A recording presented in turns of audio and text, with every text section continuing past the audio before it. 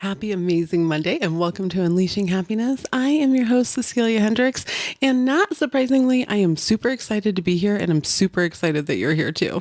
I woke up in a remarkably amazing mood today, even better than usual. So I am really looking forward to today, and I hope you can sense my energy.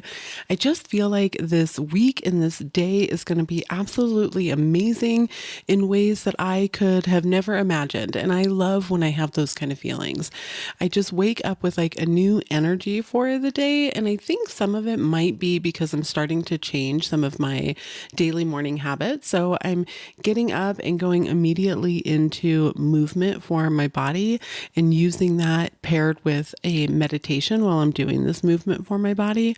And it just feels really good. I'm like dancing, I'm moving around, I'm feeling amazing. And I just am connecting with myself in a way that I wasn't doing previously in the mornings. And it's just felt really good. And it is such a great way to start the day. I'm also excited because today I'm going to be reading from one of my favorite books that I've read. It's Richard Dott's 955 Code. I found this book to be really eye-opening. It was recommended to me by my friend and author Tim Grimes. If you have any interest, I will leave the link to the book down below in the show notes. So if you'd like to check it out, it will definitely be down there, a link to Amazon. I'm going to go ahead and jump right in. This is actually the way that he opens the book. I think it's a brilliant way to introduce you to his thoughts and what the book is about and kind of the experiences that he's had and what led him to write this book. He says, most books on manifestation and reality creation emphasize outer directed actions and steps to ask for what you want. If you'll only do these steps in this right order as described, then you'll get this. Indeed, a quick browsing of titles on any bookstore shelf or online catalog will show you that there is no shortage of books wanting to show you physical methods that claim to materialize your desires and attract greater good into your life. All is well and good, but all this brings several unanswered questions. What do we do during the rest of our time when we are not using these techniques? Are we supposed to use these manifestation techniques and state our intentions, desires over and over again? Or are we supposed to do them just once, as is often suggested? What do we do with the 95%, or even possibly more, of our time when we are not actively stating our desires, visualizing, writing affirmations, meditating, praying, or engaging in some esoteric technique? What do we do during the times in between? It turns out that the answer to this question holds the keys to successful and effective manifestations. In fact, it makes all the difference and is responsible for most of your day-to-day results. Even I am surprised looking back that I did not realize this profound truth earlier, because I too, like many others, have also fallen into the trap of focusing on outer directed rituals that one can take to manifest our desires. What I realized today, after more than a decade of doing this work, is that all the active manifestation techniques we practice constitute only a very small portion of our waking hours. I calculated that even if we meditated or engaged in active visualization 3 times a day for 15 minutes each time, it still only works out to a measly 3% of our day. 3%. And most people I know don't even actively state their intentions or visualize for that long every single day. Is it any wonder that these manifestation techniques often do not produce desired results for most people? It is not because these techniques do not work, but because their effects are being overridden by what most of us do during the remaining portion of our time. I absolutely love the way that Richard Dott opened this book because it actually explained very clearly the likely reason that many people struggle with getting manifestation techniques to work. And I actually had a comment recently on a YouTube video of mine that was asking about, well, what about people who have kind of immediate success? They get like almost immediate large sums of money, or people who are giving them checks. You hear about these kind of success stories all the time. And I truly believe it's because those people are not in conflict with themselves. They're not creating opposition with themselves during the day. I have found so many people that I've spoken with and worked with do a technique, right? They focus on a technique either right before they go to bed or at times that they have set out for the day, which I think is fantastic. I actually think you should plan to have time that you visualize the future that you want. You visualize the life that you want. I think that's fantastic. I don't think there's anything wrong with that. But then when you open your eyes and your immediate thought is, oh, it's not here, or I'm never going to have that because I'm a loser, or I don't deserve this kind of stuff in my life, whether you are consciously aware of those thoughts or unconsciously believing them and continuing to reaffirm those with your actions, the things that you're doing, the habits that you're maintaining, you're actually in conflict and in opposition of the thing that you just did. So you're essentially knocking yourself off the horse. This is something that Neville talks about, right? That you get up on the horse and you make a choice of this is the person that I want to be, and you do a technique to focus on that and to become that person. But then during the other 95% of your time is listed for Richard Dott's, if you are in opposition of that or telling yourself and reaffirming that you don't have it, or continuing with activities that actually state that you are not this person, you do not have this thing. So if we step back and consider the fact that your state can change repeatedly throughout the day, that's exactly what's happening. You may shift your state right before you go to bed. You may shift your state when you're doing your meditation or your focused visualization or your journaling. Your state may shift at that point, and you may be aligned with your wish fulfilled. You may be aligned with your desired outcome and this person that you want to be. But then during the rest of your day, if you're reaffirming to yourself through your actions, through your beliefs, through your inner conversations, that you're not this person, that you don't have this thing, well, your state's just shifting back. You're being called back into your comfort zone. And that comfort zone is the area that you've been sitting in and that you've stayed in, the state that you've been, the identity that you've been holding. And it's very normal to shift back into that. Your brain is like, wait, maybe we don't want to do this change, or this is not what feels familiar. Learning how to push past that comfort zone is such a big part of this. But the more that you can learn how to become the person that you want to be, that's this person that is living your ideal life, that has your wish fulfilled, that is waking up and enjoying the things that you want to enjoy, and is doing the work that you want to do, and has the relationship that you want to have, and has the bank account that you're hoping for, and has the spiritual connections that you're striving for and that you're seeking in life. You can actually learn how to become this person. And I want to go back to Richard Dott's book because he's explaining what manifestation is, like what his definition of it is. And I've always loved the way that he wrote this. And I actually have it highlighted. I have his book in Kindle version. And he says, in order to create something in your life, you have to first become the thing. You have to resonate with it and be one with it. You must think thoughts and feelings that are in line with the desired outcome that you want. That is the essence of manifestation. And while I definitely had this belief that this is what manifestation is before reading his book, I just thought that he put that in such a wonderful way, that he talks about what the essence of manifestation is. And it's truly becoming the person. And it does start internally. And we've talked about that a lot here within the episodes that I've done on this podcast. You have to become that person internally. It's not really about the external things that you do, which is why when there's people that are like, oh, you have to do something a certain way, you absolutely don't. Everybody has their own process of what works for them. Some really like doing like robotic affirmations. Some like listening to subliminals before they go to bed. Some like doing visualization techniques. Some like to do a vision board. Some like to script. It is really whatever process gets you aligned to the feeling of your wish fulfilled, to the feeling of being this ideal person and having the ideal life that you want, or this like one specific thing. That's the key to this, is becoming that internally, feeling that internally, and whichever way you get there, that's up to you. If you really like to journal out and script what you would like to have happen, that's totally fine. Write it out. I even have used a technique of like creating a character pretty much, but that character is me, but it's like a different version of me.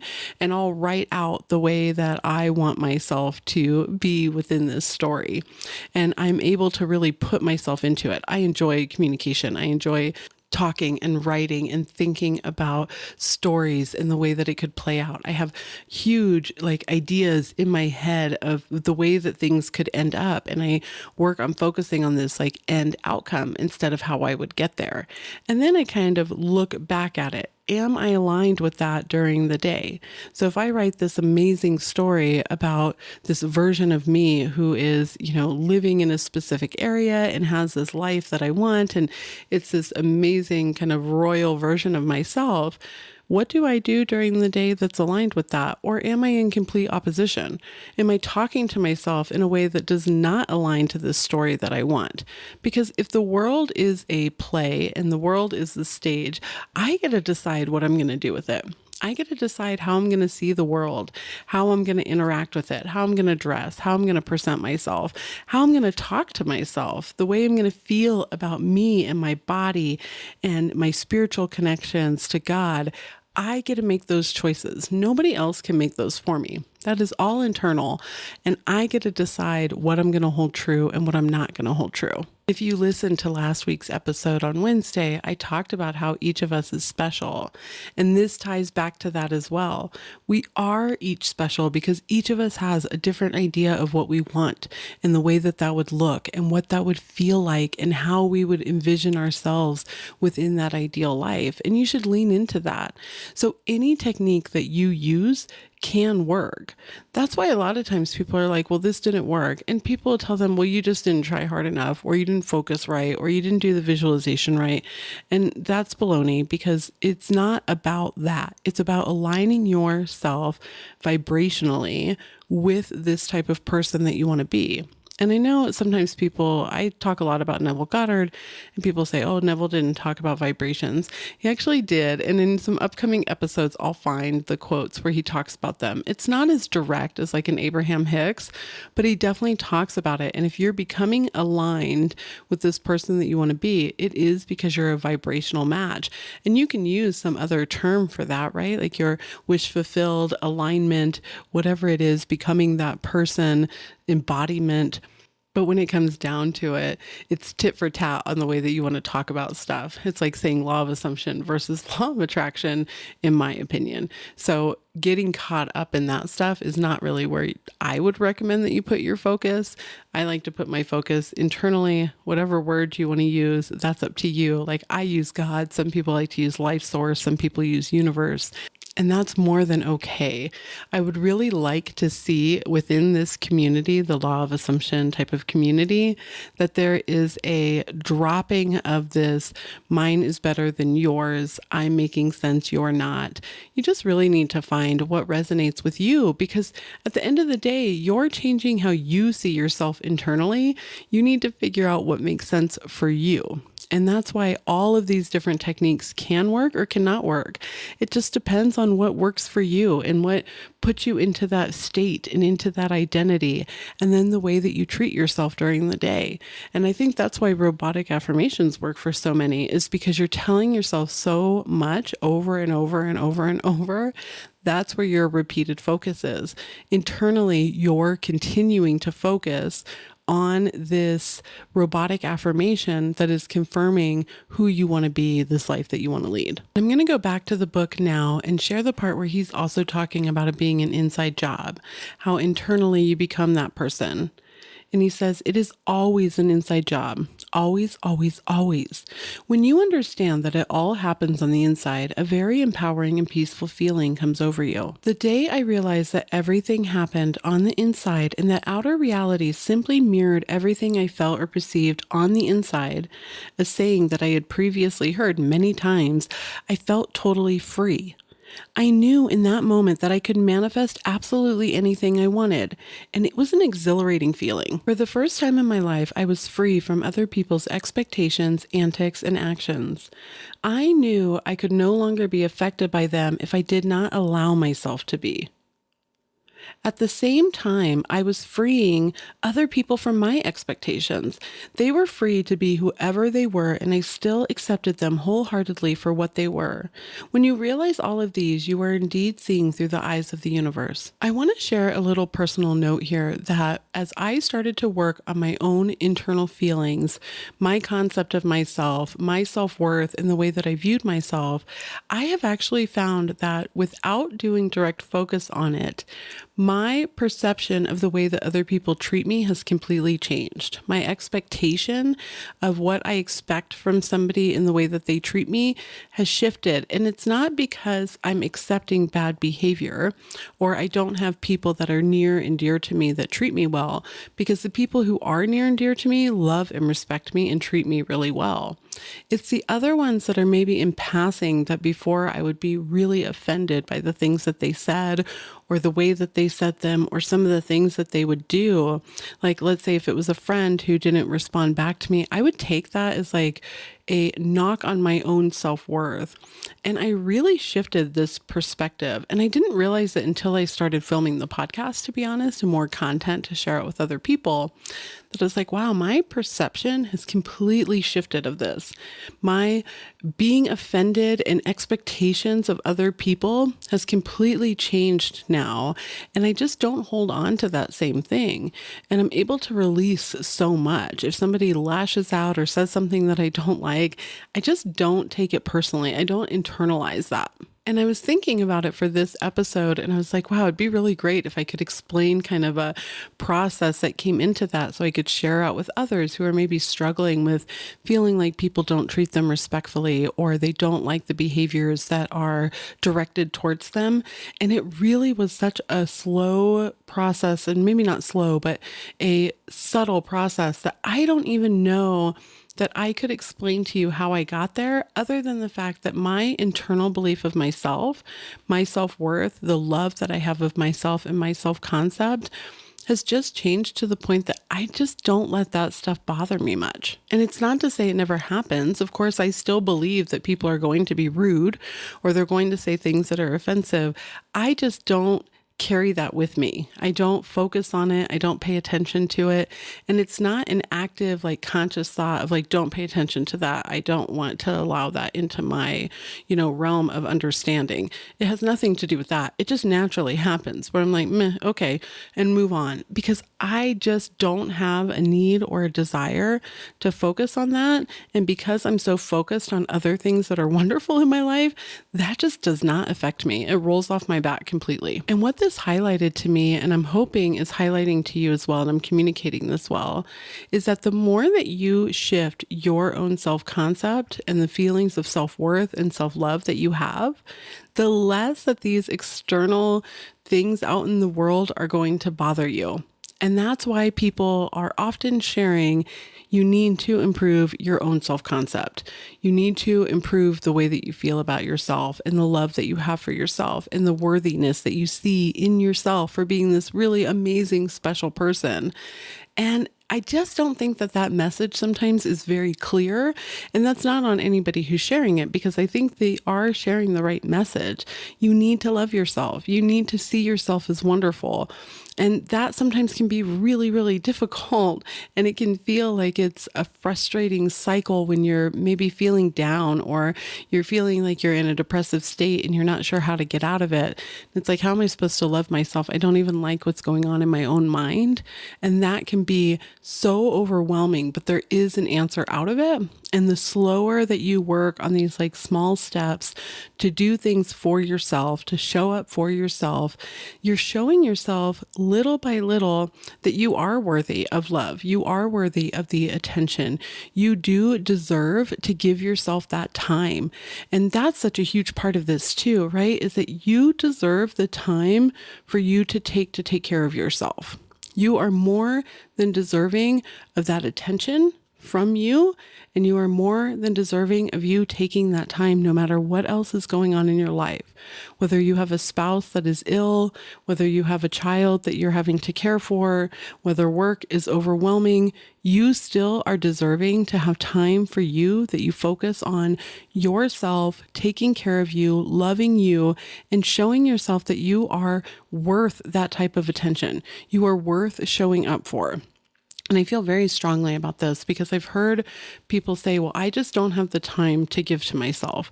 I'm a mom of 4 kids and I am overwhelmed every single day and I don't know how to give myself time. And you can still find time within that day and within the things that you have to do to take care of you. And actually, the more that you do that for yourself, the better you can show up for your family. The more that you fill your own cup, the more you're able to give out to others. And it becomes this cycle without you even realizing it as you build up your own self-worth and you fill your own cup and you're emotionally secure and you feel good about the person that you are. Still, even with all the flaws that I have, I still feel good about who I am. I still look in the mirror and I like what I see. And that doesn't mean that I don't have things that I want to work on, or that I don't want to go to the gym, or I don't want to make sure that I'm eating really well so that I can feel good and look good. I still have all of those things, but I also love me for who I am right now. And there shouldn't be shame in sharing that either. I want to go back to reading his book. I've jumped ahead quite a bit, but this is one of my favorite parts.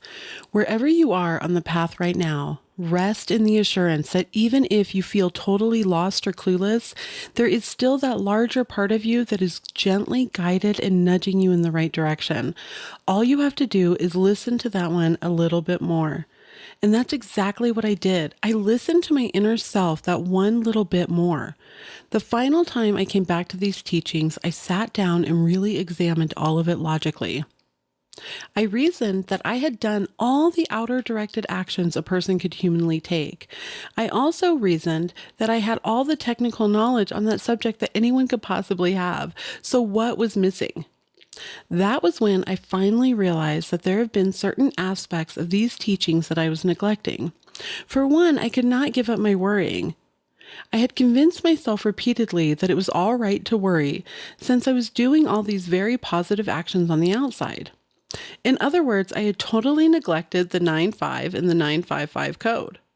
I did not pay any attention to what I did during the 95% of the time when I wasn't actively doing all of these manifestation techniques. It was an eye-opening moment for me as I realized that even though I was so deeply involved in these various positive techniques, what I did 95% of my day was still terribly negative and skewed in the other direction. And I want to pause here as well, because when I read the book, and I know I actually teach to start taking some outer directed activity and habits, right? And actions. So I teach that you should take a look at your habits and start to align them to the person that you want to be. And I also teach that you should start doing daily joys and focusing on those daily joys. And I want to explain how I feel this ties back to Richard Dott's 955 code. And essentially what his part of the code is that 5% of your day you're spending actively doing manifestation techniques. You are saying, I'm going to visualize, I'm going to do writing, I'm going to do scripting, whatever it is you're doing for 5% of your day, an active manifestation technique. And then the other 95% of your day, he's really asking you to look, what are you doing for that 95%? And what I have found is that when you compare this with taking care of yourself during that 95%, so doing daily joys, doing small activities that align yourself to this ideal person, you're actually connecting the inner and the outer behaviors that you have. You're no longer in conflict with yourself. You're not treating yourself badly. You're not in opposition of your wish fulfilled. And that's how I feel Mind Connect. And because I do truly believe that it all has to start internal. You are going to feel it internally before you see it reflected externally. And I think that's a lot of what he's sharing here as well. He could not give up the worrying. So his external activities that he was doing was all of these manifestation techniques. He was on par with these manifestation techniques. And back to what I was saying before, was likely shifting his state into the person that had this ideal life that he was seeking. But then because of the worrying that he had during the 95% of his day, he was shifting back into the old state that he had. He was falling back to his old self. And Neville talks about this a lot, about actually dying to your old self. You become a new person. And when you do a daily joy that's focused on you enjoying that moment and focusing on that present moment, and in that present moment, everything is absolutely wonderful, you are starting to shift your state. You are starting to get natural feelings of gratitude. You are no longer falling into a cycle of toxic positivity, trying to convince yourself of something else. You're not focusing on the opposition because in that moment, you are feeling joy. You are doing something you enjoy.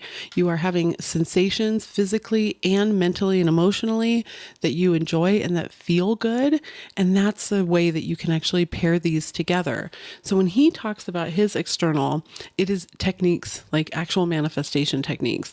And this is what I see in the majority of people that I talk to, is they have spent so long focused on these external techniques and are still not getting the outcome that they want. And it's because they are in opposition of what they actually want for the rest of their time.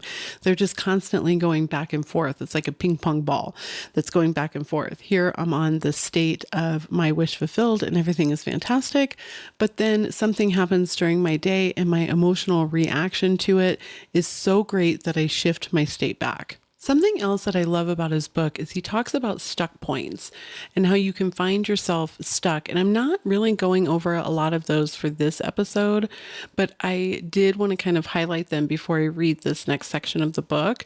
But he essentially is saying, you can get in a stuck point, and essentially it's like a limiting belief, self-imposed, that you're really stuck and hung up on. And once you can start to see all of the possibilities, you kind of start to release those stuck points. And he talks about that a lot, that he really found that once he was able to start releasing those just by seeing possibilities and working on his inner work and stopping the worrying, that his manifestations, the things that he had been working towards, really started to flow very quickly into his life. And while I have never directly worked on quote unquote stuck points, I do think that I have released those by having feelings of gratitude. So when I instead focus on things that feel good and changing my own perspective in the way that I treat myself, those stuck points have kind of released on their own throughout that process. I'm actually going to pop into a Neville Goddard lecture really quick. It's actually one of my favorites, but I just want to read one little quote from that because it also ties into what I'm about to read from Richard Dott's 955 code. But Neville said, "So you say, well, I can't get out of this turmoil. I don't care what the turmoil is, how fixed that seemingly past is. You simply persist and persist and persist, and he's got to come down and grant your request. You have that power. Bring before your mind's eye any being in this world whose case at the moment seems hopeless, and revise it. Revise it and revise it and revise it until you can let go of that ball and feel satisfied in the revision." And I'm sure that I'll do an entire episode on that lecture. It's actually one of my favorites. It's The New Man by Neville Goddard. But when I'm looking at the 955 code, Richard talks about the same thing. And he's talking about his stuck points here. He says the reason why you may have had those stuck points in the first place is because you perceive them as an actual obstacle and limitation standing between yourself and your desires. In other words, they are all very real reasons as to why you cannot have what you want. But remember that all limitations are self-imposed, and no matter how real those limitations seem to you at the moment, they can be dissolved and situation changed. On the contrary, the more you allow yourself to be transfixed by the illusion of those limitations, the more you solidify them permanently in place through your continued focus on them. And you make it extremely difficult for yourself to experience an alternative reality where your desires are already manifest. The easiest way to dissolve any perceived limitation, no matter what they may be, is to find creative ways to think around them, instead of constantly trying to fight against them and deny their existence. Therefore, manifesting anything is always an internal exercise in mental focus. When you allow yourself to straighten out the kinks on the inside, no matter how long you've had them, your outer manifestations have to follow. This process is part of our universal creative laws that are always unfailing and dependable, no matter what you are trying to create. Some of you may argue hard against the use of my word illusions. These manifestation stuck points may not seem like illusions to you, but I can tell you, having gone through this process time and time again, that they are just that. Mere illusions that we perceive to be the problem. Even the hardest and most stubborn of illusions can be dissolved by simply changing our perceptions, because these perception barriers are not even real in the first place. And that brings me to the challenge for this week for you to consider.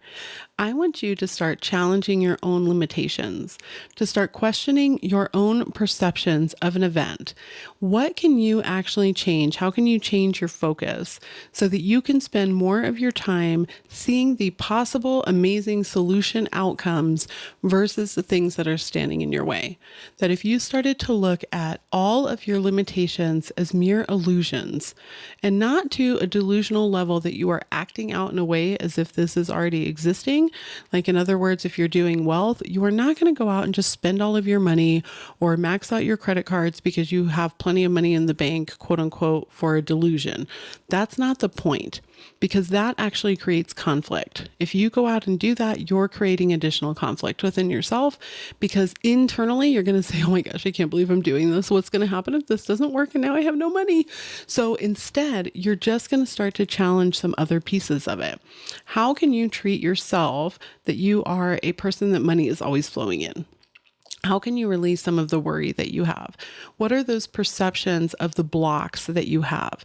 What are the illusions that you can release and start instead to focus on the solutions?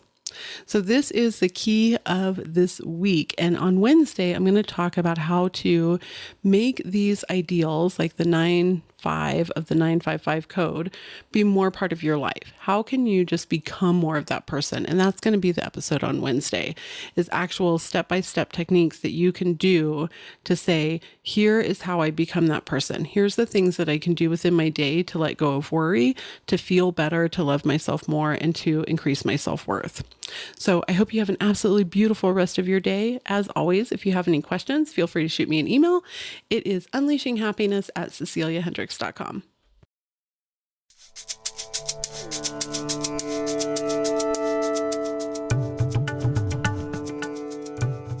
Thank you so much again for joining me today. If you enjoyed this episode, definitely please share it out with your network.